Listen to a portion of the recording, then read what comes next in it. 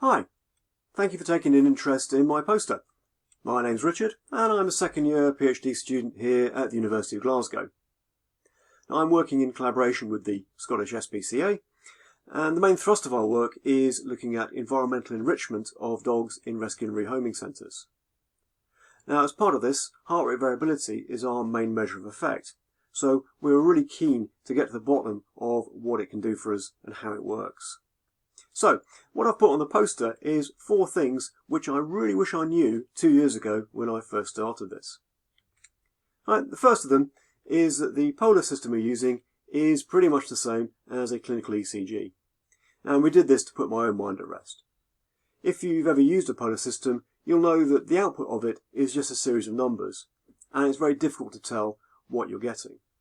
Whereas when you look at a clinical ECG, you can see the QRS complexes and you know whether you've got artifact, you know whether you've got normal sinus rhythm, and you know whether you've got any misidentified beats. So I just wanted to see if what the polar was giving me was actually accurate. And the good news is, it is. We got a very good interclass correlation. So, thumbs up to the polar system. It's a cheap and simple and effective way of measuring heart rate variability in dogs. Now, I would emphasise here that this was on static dogs, and when we tried to use it on dogs that were running around and very active, the polar system the strap starts to slip back on them, and you get more and more artifact. So, on dogs that are relatively stationary, works very well. Now, you get a very good interclass correlation if you use the correct artifact correction. And this is my next point. And this is probably the thing that I really wish I knew 2 years ago. Because I was used to using this system on horses and on people, and with those, a 0.3 second correction is normally appropriate, and that's what you see in the literature. So when I started with the dogs, we used a 0.3 second correction, and that was absolutely smashing all my data. It was identifying about 20% of it as artifact. And it took me a long time to realise that it wasn't a problem with the kit or the setup. It was in fact a problem with the way it was being processed. Now, some of this was trial and error, but actually the definitive solution on this was gained by doing the comparison with the clinical ECG.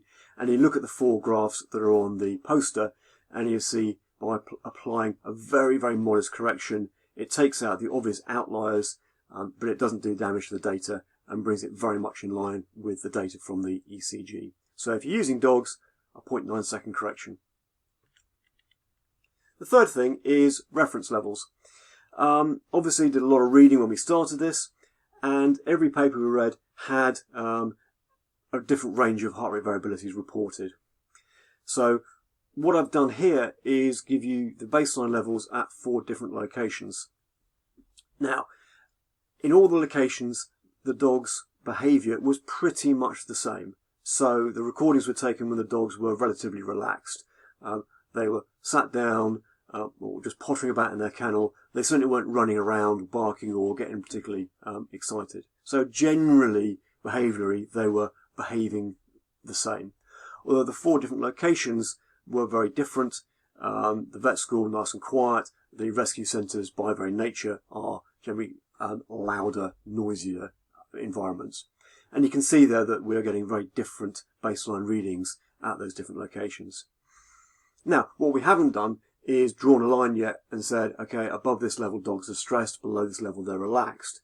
But by looking at the data you can draw your own conclusions, and you can use these as what you might know what you'd be expecting from different locations.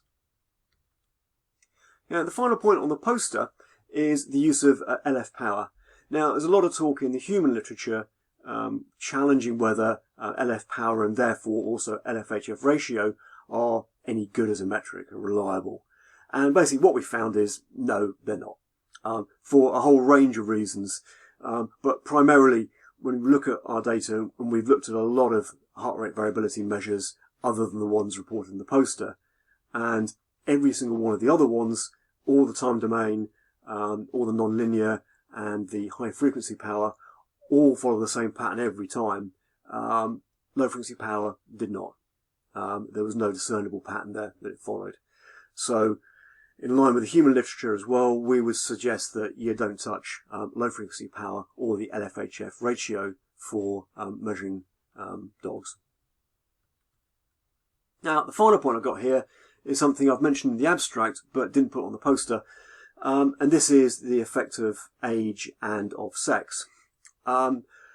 With older animals, be it humans, dogs, horses, you get a reduced heart rate variability with age. So the older you get, the less your heart rate varies, which is very much worth bearing in mind when you look at the age of your dogs. And when I say old dog, we're looking at dogs over about 10 years old, and we're starting to see a marked decrease in the heart rate variability. And with sex, we're seeing that male dogs generally have a higher heart rate variability than female dogs of a matched age. It's not much, but it's there, and it's worth bearing in mind. Now, if your samples are equally balanced, it won't have any difference, won't have any effect, but it is something worth bearing in mind. Okay, that's it. I hope that's been of some use to you, maybe even of some interest.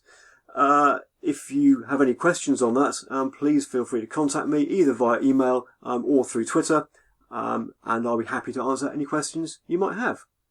Thanks for your attention.